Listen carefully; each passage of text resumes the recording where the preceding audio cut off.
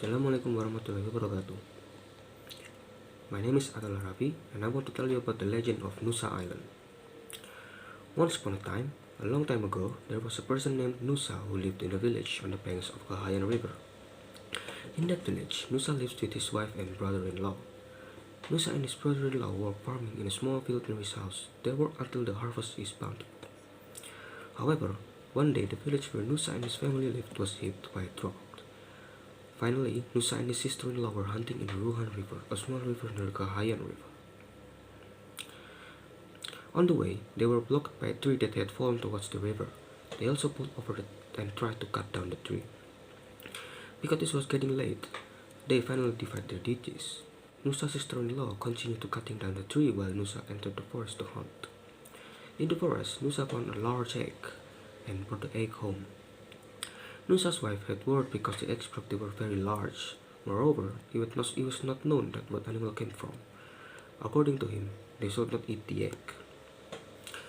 But Nusa had a different opinion and still wanted to eat the egg. Nusa also boiled the egg and ate it until it ran out. But something happened. Nusa's body was covered in red spots that felt sore and itchy. When scratched, the patch turned into scales. Nusa's body enlarged and felt hot. He asked to be put into the river.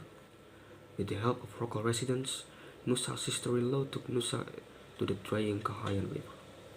In the water, Nusa's body turned into a big dragon.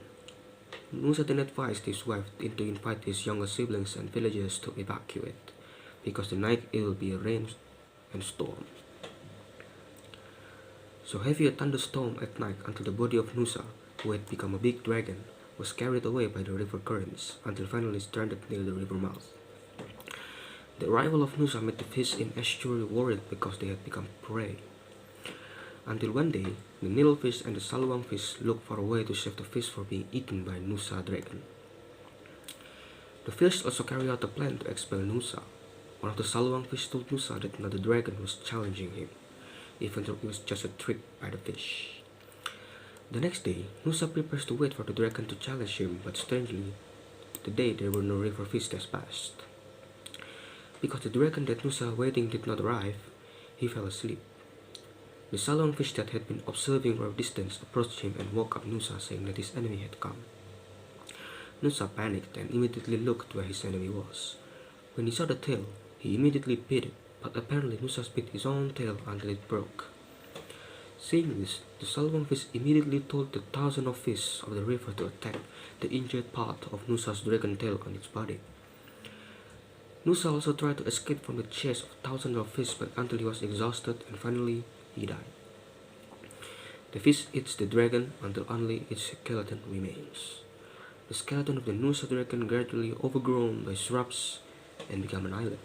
The island was finally known as the island of Nusa. And that's the story of the legend of Nusa Island. Wassalamualaikum warahmatullahi wabarakatuh.